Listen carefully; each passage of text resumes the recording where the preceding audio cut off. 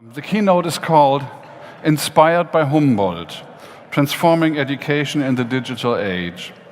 This keynote will be delivered by Jörg Dräger, member of the executive board of the Bertelsmann Foundation and executive director of the famous CHE, Center for Higher Education.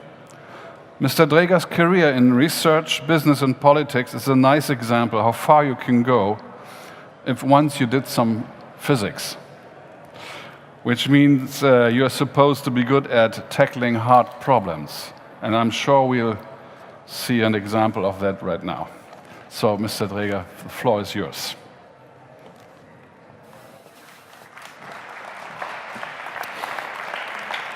Thank you very much.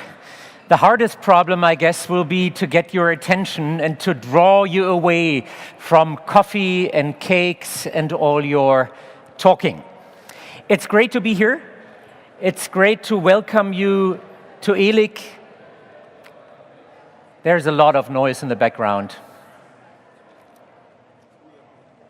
There's so much noise in the background that I can't hear myself.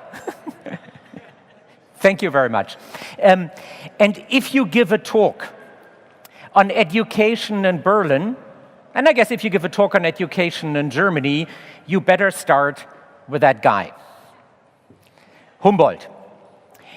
He wasn't minister for a very long time, but he inspired education in Germany greatly. In anything good in education, usually you can point to Humboldt. You know, he introduced our common school system. The university just down the road is named after him. And any idea when research and teaching go together nicely at a university, it's always the Humboldtian idea. The reason I start with Humboldt is that talking about technology and the digital change, many people say it's a tsunami coming that will wash away anything that Humboldt ever created, which was good in German education. And so the question I'm posing in the beginning is whether it's the end of Humboldt.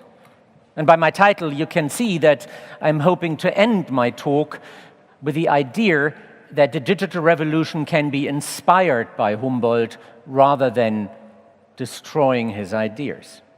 So it is clear, I mean, we see a disruptive revolution coming. It's a revolution that affects the learners, the institutions, and as I will argue, whole societies.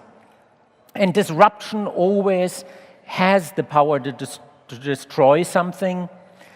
And the question is, will it be our education system? What I will try to do is, in the next 30 minutes, to go in 3 steps. First of all, when the podium was discussing, it was more about learning to use ICT and digital competencies we need for the future life. I'll turn that around and I'll talk about using ICT to learn. And then the 3 steps will be stories. I'll start in a minute with 4 stories from the new world of learning. And my colleague Ralph, who's somewhere here in the audience too, and we just wrote a book where we collected all the stories. And I will give you those spotlights in the beginning, case studies, to give you a feeling of what's going on in the digital world. And I'm hoping a little to bridge over the fact that some of you are real experts and some of them aren't as deeply in digital education. And so I hope that stories will make it clear what's going on. Then I'll try to give you structure. I put the stories in the place and show what it means for the further evolution of our education system, and then I'll end giving you a short call for action, what it means for politics and the institutions to deal with the changes I was describing. So I start with the stories. And the first story, I'm sure many of you know in part. It's about Sebastian Thrun. It's about what he did a couple of years ago. Sebastian Thrun is a professor in Stanford, and together with a colleague in Stanford, he did something rather unusual. You know, teaching in Stanford was done the classical way. It was an auditorium, and was a lecture hall, a seminar room. But Trun decided, together with Peter Norvig, to put his teaching online. And he picked his course at a time, Introduction in Artificial Intelligence, and he announced that anywhere in the world, via internet, you could take the course. You could watch the lectures, you could do the exercises, and you actually could take an exam. It was just an email going out. 5,000 people a day registered. And when 160,000 had registered, Trun felt things were maybe going a little far, and he closed his platform and says, this is it, only 160,000 people can participate. And they took the same lectures and same exercises as his Stanford students. And in the end, 23,000 made it, took an exam, got a certificate. 23,000 is more than Peter Norvig and Sebastian Trun would have ever reached in their whole life had they stayed on campus. And it's the creation of the first MOOC I'm talking about. But the real revolutionary thing is not that 160,000 people participated. It's not that 23,000 people finished the exam. It's that the very best Stanford student, who had to take the same exam as all the others from the world. And those Stanford students are very carefully selected. They not only pay $50,000 a year in tuition and fees, it's the most selective university in the US. The very best Stanford student from those highly selected people scored number 413 in the exam. There were 412 people somewhere in the world that did not make it to Stanford, that did better in this highly selective Stanford course. And that's the true revolution, because it's democratizing education. My second story I call the School of Ones plus 50%. We now move from the West Coast to the East Coast. There is a school in Brooklyn, the David R. Boody School. It's a middle school, grade 6, 7, and 8. And it's in a very challenged area. 80% of the parents of the students at the David R. Boody School live off Social Security, meaning they get free lunch in school. And the performance of those students in that school isn't very good, because we all know there is a relationship between the social status of the parents and the educational outcomes of the children. And if you go into the school, it looks like a school in Brooklyn. You know, lots of minorities, you know, the same green floors and those loud bells. But if you walk up to the first floor, everything looks different. In the first floor, the School of One marched into that school. First of all, they tore down all the walls. So 90 kids in a classroom. Looks very different. A couple of teachers walking around, islands where you can do your work. And it's only about mathematics. What they do is they teach mathematics on that floor. And when you learn mathematics there, grade 6, 7, and 8 in one classroom, you can choose to watch a video, to do work with learning software, to talk to a tutor. You have choice. But what you also have to do is take an exam at the end of every day. And all those machines you work with, they collect a lot of data. And the revolutionary thing is not that you can choose if you watch a video or talk to a tutor. The revolutionary thing sits a little bit away in Manhattan. And that's where the heart of the School of One is beating. Because that's where the big machines are, that's where the big computers are, that compute every single night for every single student a personalized curriculum. And when those students come in the morning in the floor of the school of one, you have monitors like those here, and all the students' names are on there, and you are guided by the machine through your daily curriculum. And you see, oh, my first task is go over there, watch the video, take the test, do this, do that. What they do is personalizing learning. I mean, any good teacher, given the group is small enough, can personalize learning in that way. Say, you know, you read that question and you do that homework. But what they do it for 6,000 students every single night for the next day. And the results are pretty amazing.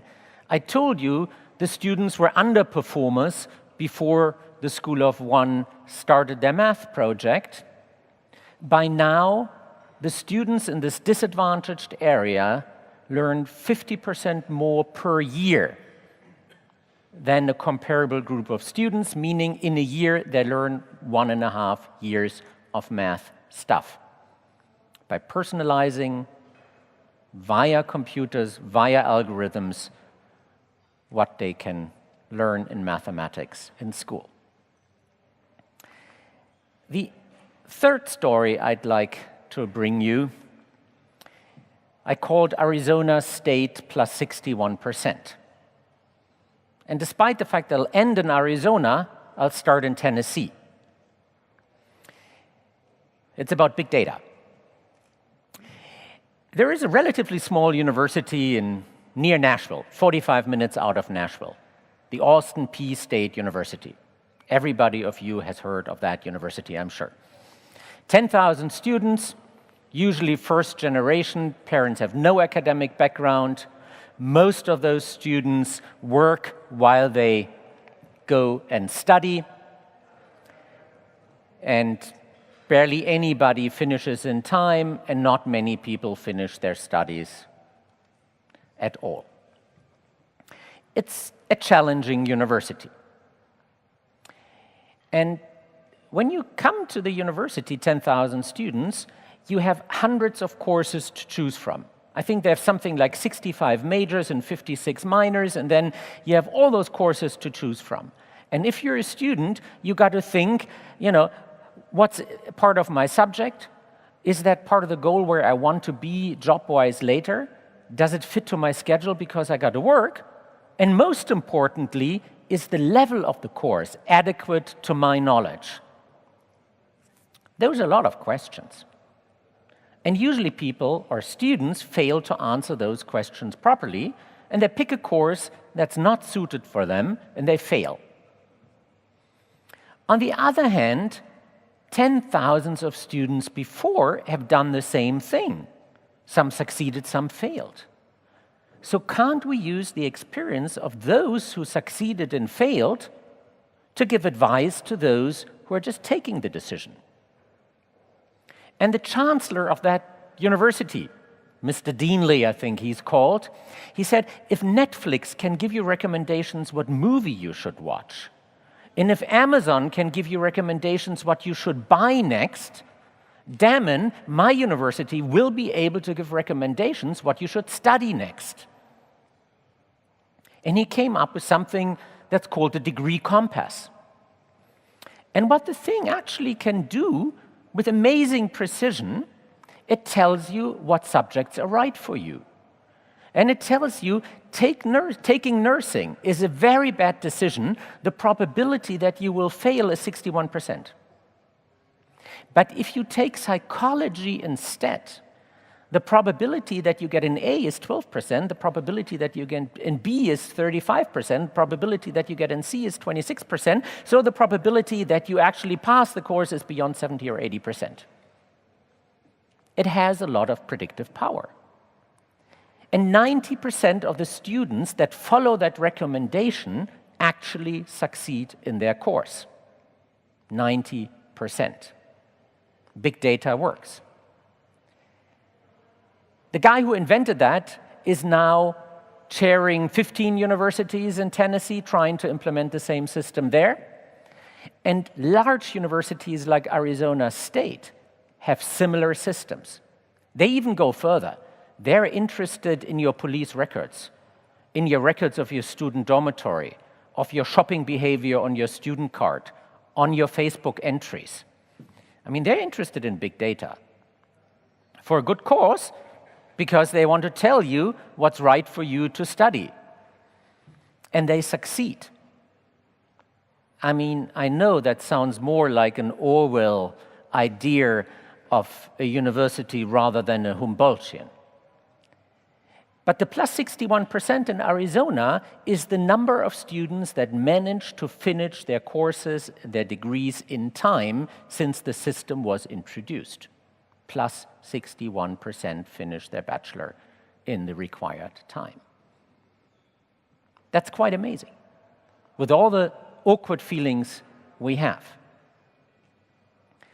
And given that we talk about big data, let me give you my last example. Knack.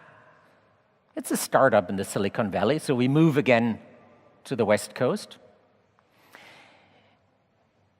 And the idea of Knack is, you know, what makes you get a job? It's your CV. And if you got your degree from the right institution, you know, you have this Ivy League label on your CV. And if you maybe worked for the right company, you know, you worked for Samsung, we just had here, or, you know, brand names, you're pretty likely to get the next job because people, you know, associate with the fact that you went to a good school or that you went and worked for the right employer, that you got to be good. Unfortunately, big data research shows it's not the case. There's no correlation between a bachelor in computer science from Stanford and your career as a programmer.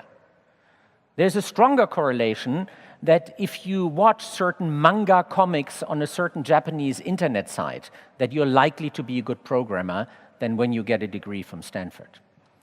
So turn that around and ask yourself, so if that's not a predictor, what we can do better? And you can measure competencies, and this is exactly what Knack is doing. They have computer games. Let's take the game Wasabi Waiter. You're a waiter in that game, and you're supposed to serve wasabi sushi to customers. And those customers have emotions, and you have sushi that fits to the emotions. And so you've got to get the sushi to the right guy. And you get more and more customers and more sushi, and it gets more and more hectic. And the program learns how you react, whether you learn from your mistakes and what you do.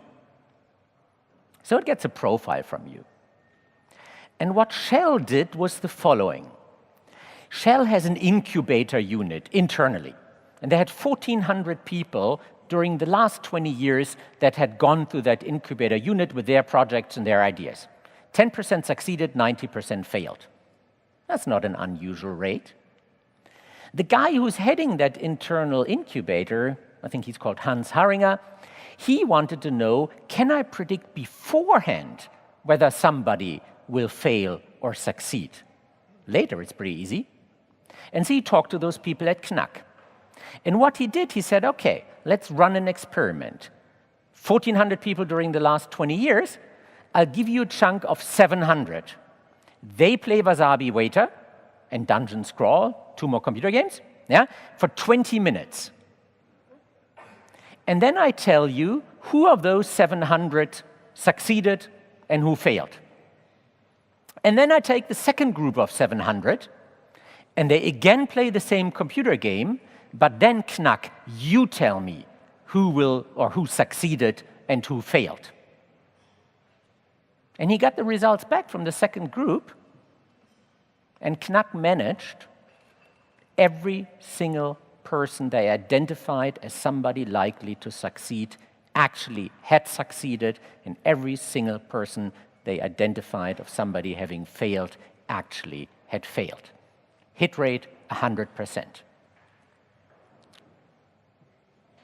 Checking competencies, using big data, matching them to job profiles, or in that case, to the experience of others who had gone, failed, and succeeded.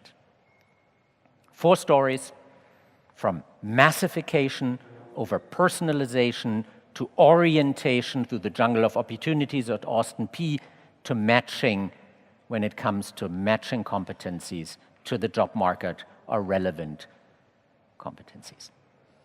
4 stories. I don't want to leave you with anecdotes. And so what I try to do now in my next and second part is to give you structure. And I'll give you 6 elements. And I should have told you 6 stories, but I didn't have time, so I only told you 4. I give you 6 elements from which we believe that they will change education through technology. Number 1 is massification. That's what Sebastian Thrun was doing. So the basic idea is, it's a guy or a woman in the middle teaching broadcast learning, and you have different sales channels. It's not only the lecture hall, you have the internet, and there are many people receiving what you do. From what Sebastian Thrun has been doing, it might have become clear it's access for the very gifted. One of the people among the 23,000 having passed the course was an 11-year-old girl from Lahore in Pakistan. She made it up to the World Economic Forum now because she was so young and passed that course. But it's clear that she's more gifted than the average 11-year-old because the average 11-year-old doesn't take a Stanford course. So it's great to have or to democratize education, but we are limited at the moment to people who have the talent and to have the energy and the drive to get through a course like that. There are in the world, but there aren't very many. So massification is step number 1. It's not getting us very far. Step number 2 is personalization. Here, learning software comes in and knows there are different starting points. People have different abilities, they have different previous knowledge, and the software leads you through different steps and tries to get you to a goal.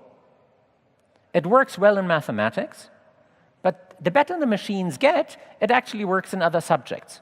Language, and maybe one point, it works even in things like social sciences or history. So personalization means individualized learning for all. And the great thing about digital education is that it simultaneously can be a massified product, education for all, and a personalized product, the right education for everybody. And that does not work simultaneously in the analog age, because there you either have a small group and you personalize, or you have a huge group and you massify, but you can't combine those two things. In the digital world, you can. How much time have I used? Tell me. Okay. The third issue then is gamification. You got to overcome the motivational barrier. It's not enough to only personalize. If it's boring, most people won't do it. I didn't give you an example here because I didn't have time. The fourth issue, and that is underdeveloped in the current discussion, is peer-to-peer learning. We don't always need a professor to teach a student. Students can teach each other. And WeQ is often smarter than IQ. And I didn't give you an example here, but the power of peer-to-peer also, buy the book, read all the nice case studies there. It's available next week. But the power of WeQ should not be underestimated. This is Austin P. It's orientation. It's using your competencies to help you through the jungle of opportunities. So orientation in the sense of guidance is number 5. And number 6 then is matching the competencies. I told you about the Knack example, and then making education more valuable because you actually manage to get it to a job. So massification, personalization, gamification, peer-to-peer orientation, and matching as the 6 key components where digital can help education. It's not about pedagogy only, it changes societies. I just give you two quotes. The first one is from the founder of Coursera, who said, "Who knows where the next Einstein lives? Maybe she comes from a small village in Africa." Democratization. And the other one is from Jeff Weiner, who's the CEO of LinkedIn, and they tried to be what I feel is the largest education company in the world. He wants to match all 3 billion working people to the right jobs, and he wants to have your competencies and your CVs and so on. And his idea is to make the job market global, and if the job market global, your Western CV doesn't help you much, because if you're from India and you have the right competencies, you will get the job. It has a great effect on the institutions as well. Beforehand, a university especially did everything from assessment over recruiting, teaching, up to services for the job market and certification. And what digital is now doing for the institutions is unbundling. Because institutions come in that offer great teaching, but nothing else. Other institutions certify your competencies, or maybe guide you with orientation through the jungle of opportunities. And institutions have to watch out that they're not taken apart by new entries in the market that use digital means and take away something which was essential to them. And the same thing, by the way, happens to the professionals.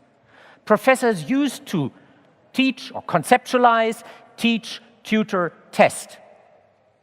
And what you have now is somebody thinks of a MOOC, a second person teaches, hundreds sit at the kitchen table for $8 an hour and do the grading, and then somebody else does the testing. So while we talk about the unity of research and teaching, in the US there is a discussion whether there is still a unity of teaching or whether it isn't broken into many steps.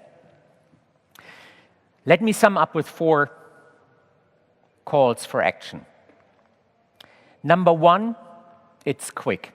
I believe we need more laboratories of learning. We can't copy everything we see in the US or in Asia. We got to do it ourselves.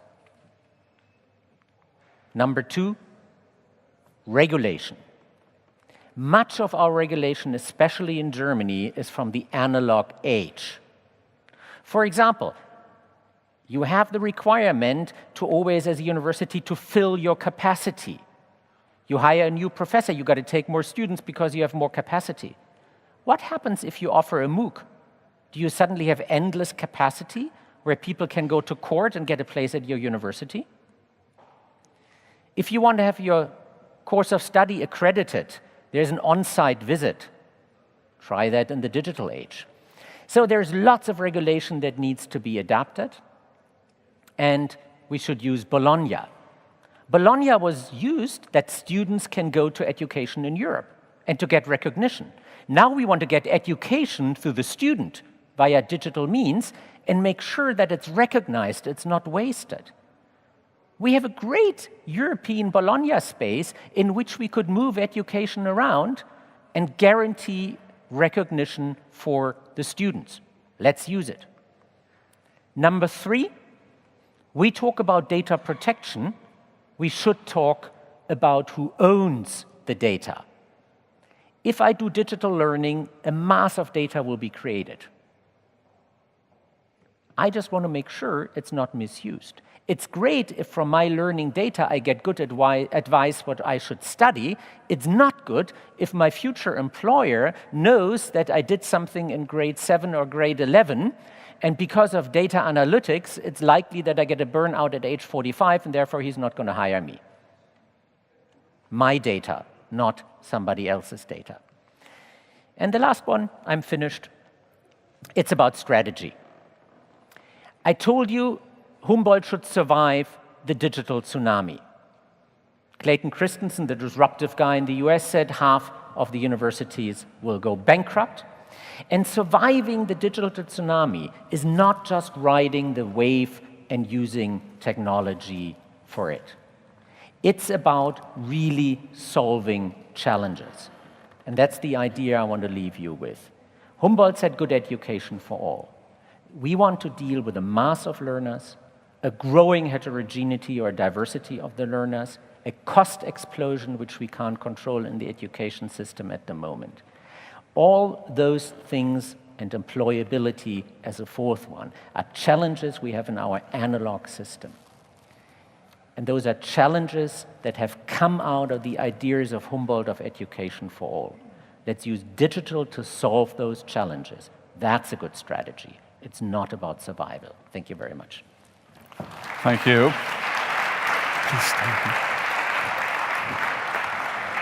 Well, thank you for this thought-provoking presentation, and all your thoughts about that can be expressed, but I propose to do that after the next presentation so we can have a small debate. The next presentation, well, we will enjoy the benefit of learning more about another hands-on example, presented by Ulrich Weinberg. He's director of the School of Design Thinking at the Hasso Plattner Institute in Potsdam. He's well known for his work in computer animation. But what is design thinking? I have no idea, but I'm sure Mr. Weinberg will tell us. Okay.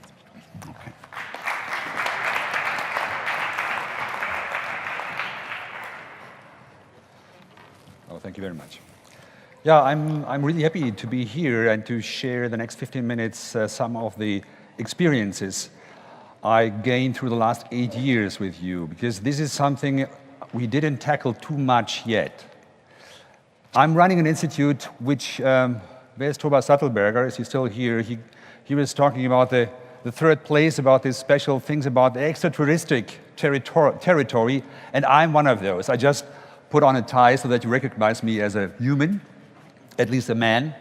So, and because the place we are running is kind of doing everything completely different than the normal university, but it is within the university. It is at the Hasso Plattner Institute, and what we are talking about and working about is all about collaboration.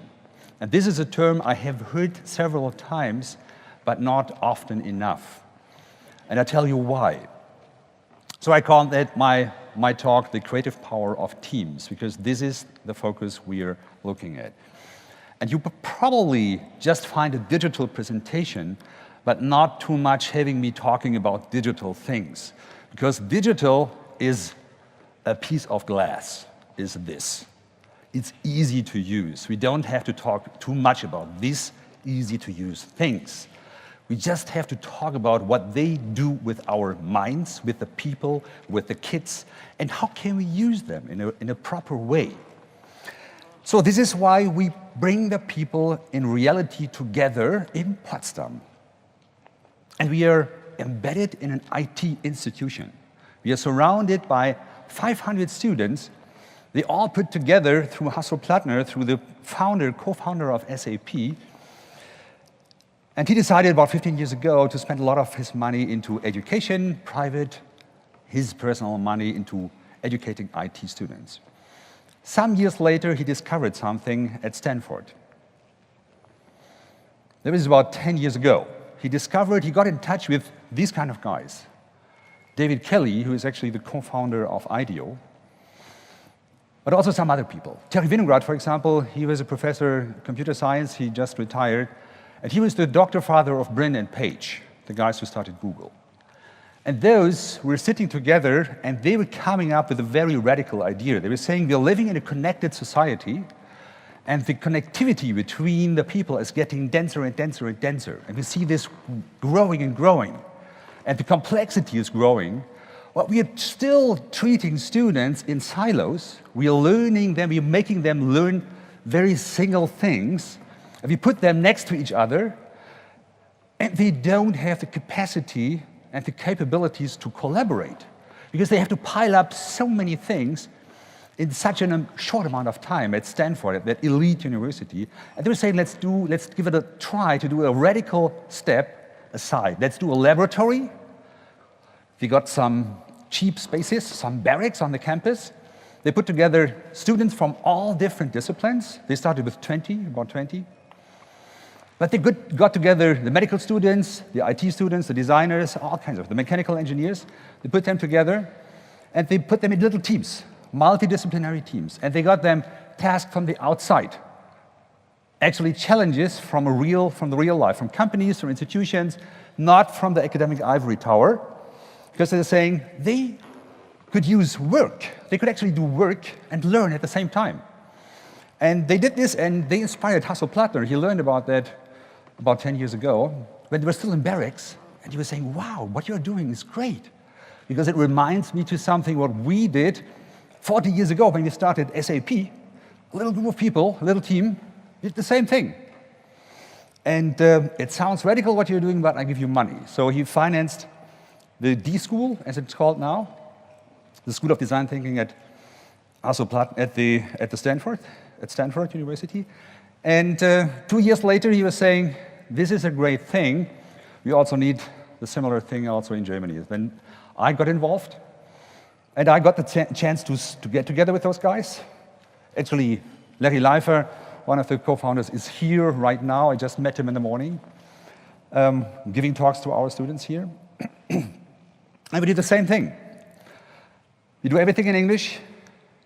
Within the HPI, we opened up a free space. We get people together. We actually opened it up to all the universities in the neighborhood here first. But now we have students from about 20 different nations. About 60, 70 different disciplines are involved. 50, 60 different universities. So I get to see every semester 120 students covering all kinds of disciplines, psychologists, medical students, all kinds of. And they all collaborate. And they all think, when they start, they are able to collaborate because they all think they are connected. But the first thing that they find out, actually doing real challenges, this kind of challenges with large companies, small and medium-sized companies, NGOs, startups. This is the current semester, or the semester we just ended. You see lots of different partners, even ministries, are partnering with us. And while they're doing this, they all of a sudden figure out, our machines are connected, but our brains are not. Because they have a very hard time to really collaborate. And we make them aware of this, and then we try to help them get into this collaboration mode. And of course, they're using technology. But the first thing is you have to get out of that. They have to get out of that mode they are put in through our education system. The same thing with companies. So I just run over those pretty soon. We focus. What are we doing? We focus not too much on technology with our solutions. We don't focus too much on business aspects. We actually make the students be inspired by people. So we do a lot of research. And then, of course, we try to find out, is there technology piece? Is there a business model behind it? Does it work? Is there an interesting thing? Then we call it sustainable innovation at the end. But the core things, actually, are those three, the three core elements. And I call that the dynamic triangle of design thinking. It's not just a new method, which you get and you put it in your method suitcase and then use it for a certain thing. No, it's those three things. And those are actually the constitutional things for learning in general. How do we learn? In school, university, learning is very individual. Collaboration is not incentivized. We have still education system which is very, very close to the one 50 years ago I was starting to run through. So what we do is we just focus on team, on collaborative aspects. We don't grade any individual. We don't grade a team. We don't measure. Because measuring people, the most complex person on the planet, is probably not a right thing. Because it's so hard to do, even with big data. The second thing is, we're using a nonlinear process. Because we are saying, using a process in a linear way, as we used to do that, define what is coming out 5 years from now, and then define the milestones, and then just go forward and to try to solve it, doesn't work anymore. The world is speeding up so fast, we have to be in a nonlinear mode. But yes, the students, most of the students are trained to be in a linear mode. And the third thing is, if you go away from the focus on the individual, focus on teams, if you're focusing on a nonlinear working mode, not a linear anymore, then you come into this area of unpredictability. And you need also to change the space. You need to change the physical space, because if you look sincerely to that picture, and if you look at our education system right now, it's focused on individuals, it's focused on linear processes, and the space is just reflecting that. This is a lecture space. Just look at that. This is a traditional lecture space. This is a traditional set. There is a professor standing in front doing what we used to do. We don't do that anymore. And we had to invent furniture. We talked to Steelcase. They didn't have the furniture 8 years ago when we started. They didn't have team supporting furniture for stand-up, mobile things. We just talked about it. Now they're there. Yeah? So we had to invent them on our own. We came up with our own tables, with our own whiteboards to make it actually more flexible, to make the space breathing, so that the teams can actually move, can walk around physically. Of course, we are connected with digital things. We do the same thing. We do this with 240 students a year. But then companies were approaching us, the companies who are doing student projects. They're looking at what we're doing. They're saying, "Ooh, what are you doing? This is interesting for us. This is interesting for the management. We want to learn." And so they're sending people to our place. We started an extra company to run that. There are about 1,000 people a year running through this. Just executives, not students anymore. Completely unexpected, but it's still growing. So this is just an excerpt. And another thing happened which was unintended. And I'm talking about these unintended things because when we started 8 years ago, the idea was to train 40 students from 30 different backgrounds from this region. But now you see companies implementing design thinking spaces, and I call those spaces, this kind of extraterrestrial places, the space to fail. Those are places which are dedicated and protected spaces where people are allowed to do failure, where they're not measured, not single measured. And we even had to start a full professional program to support this one. And another unexpected thing happened. Since we put people in teams, and they work in teams for one semester, just 2 days a week, besides their normal studies. They meet 2 days a week, they do work, they work on projects, they meet each other, they get to know each other, they started companies. We have about 60, 65 different startups and spin-offs. We didn't do anything. No pressure, they just were popping out of the whole procedure. And this is great. They're not only here in Berlin, they're all over Germany. And if you look at the map, like 10 years ago, design thinking education was going on at Stanford. 2 years later, it was at Potsdam and in Paris at the same time, kind of. If you look at the map now, something happened which was also described earlier. There's this little thing, this little extraterrestrial territory, and it's inspiring a lot of other institutions. They're saying, we need that space again. We need the space also, not just the industry, but also other education institutions. So we helped to build the first D school in China, the first D school in Malaysia, the first one, the Open Lab in Sweden, in Stockholm. And we currently, right now in the morning, I started discussing with the head of the Cape Town D school. He just arrived. This is our next big thing. So we just help institutions to do the same thing. To come to an end, what do you think is the hard part here? Is it the place? Is it a nonlinear process? Is it the team?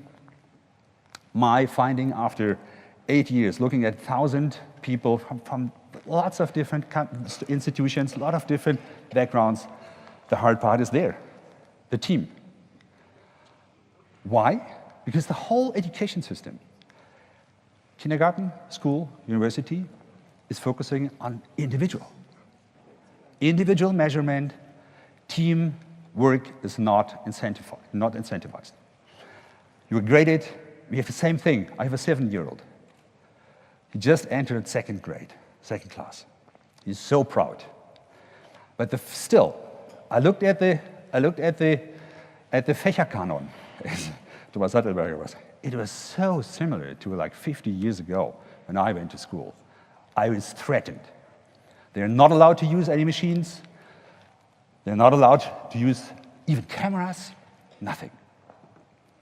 But the first thing they learn in school is, my neighbor is my enemy. And the other neighbor as well. And the neighbor in front of me and the neighbor back of me. And the other kids learn the same thing. The basic incentivization model is we're all enemies. And this is what we don't need in this kind of world. We need connected minds. We need people who are able to collaborate, who wish to collaborate. And we don't need Brockhaus thinking, as I call it. We don't need the siloification. We need network thinking. We need what we are doing also with, in terms of collecting our knowledge. We are using the connected version. And I've been using that metaphor since quite a while, because I started using it standing actually in front of my bookshelf and seeing what is happening. 2014, it started to fade away. The Brockhaus, the old model of doing things, of sorting things from A to Z, of doing it in a linear way, the analog way how to sort things, it's just fading away because Bertelsmann decided we don't continue printing. It's going off the shelf. And the same thing will happen to the structure you see in the back. Companies are structured the same thing, the same way. Universities are structured in the same way. You could put nearly every organizational model into that. You could even hierarchical models put into that. You have the board, you have the management level 1, level 2. This is all fading away right now. And it's fading into a collaborative mode. Competition needs to be get out. And I just want to use a term Mr. Dräger was using without quoting. Because one term. And it's Peter Spiegel, who is sitting up here. He came up a year ago with this incredible term of, he's saying we describe the world we're walking towards as WQ and not as IQ. IQ was the model for the last 100 years. We measure the intelligence of a single person. Now we are in the WQ mode. And this is what I would love to put on the table here as well. Thank you very much. Thank you. This was very inspiring. Very inspiring. By the way, when was it that Terry Winograd wrote his seminal book on cooperative software? Somewhat in the 80s. 80s, late 80s. So it came a long way. Yeah. It comes a long way. Well, I would ask both speakers to sit with me for just a moment to allow for some questions and remarks of the floor, please. For some minutes, in order not to steal too much time from the following panel. I would not start with a question, though I would have many, but perhaps you want to. Yes, please. I see you. From the Fernuniversität, I got a comment on Mr. Dräger. I think you are talking about two different things which should be considered more cautiously. On the one hand, you have this Silicon Valley development with the impact on education with the MOOCs, which, by the way, started in 2008 and not with Mr. Tran. And on the other hand, you have Humboldt, which I think is more a myth or a narrative to convey our German heritage. And there is which doesn't reflect the reality of the university today. So what is your point in bringing Humboldt to the equation, and what is the broader impact? I would propose to collect a bit. No, no? I Okay. will be quick in my answer, but Okay. then I can concentrate on the question.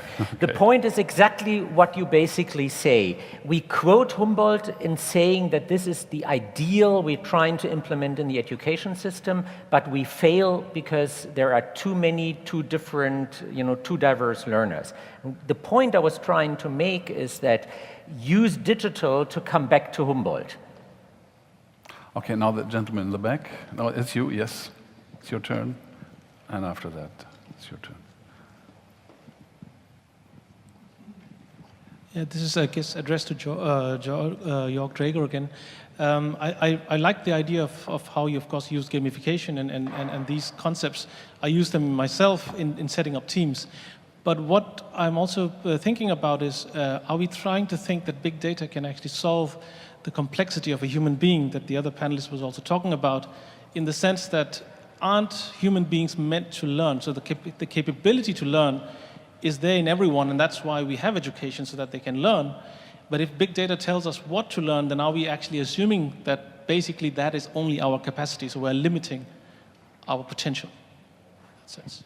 I mean, the point I was trying to make is that, big data is observing a very complex situation and discovering structures, and then tell you the structure in order to give you information, not more, not less. So it's not about the creativity we just heard in the next talk. No, it's about learning from past experience and basically observing human behavior and structuring it. And I wouldn't argue that it's replacing creativity, no. Now it's your turn, yeah. Oh, the gentleman here in front. Yeah, perfect, thank you. And after that, one other question, and then we finish.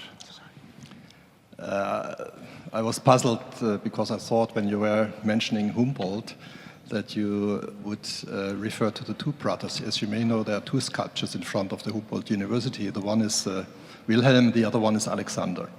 And it's more a suggestion. I think we should much more look to the biography of Alexander von Humboldt, because when you were talking about the modern way of learning by the MOOC and similar technologies, my concern when talking to students in universities is that they are more and more lacking to see the full picture, to see the correlations. I mean, you made the point, Mr. Weinberg, that the disciplines have to come together, and meaning I take Alexander von Humboldt as a reference because he was one of the big brains who brought together really more or less all the disciplines. And this is one of the lacking points which I observe with students today, is that they don't bring together all these different aspects.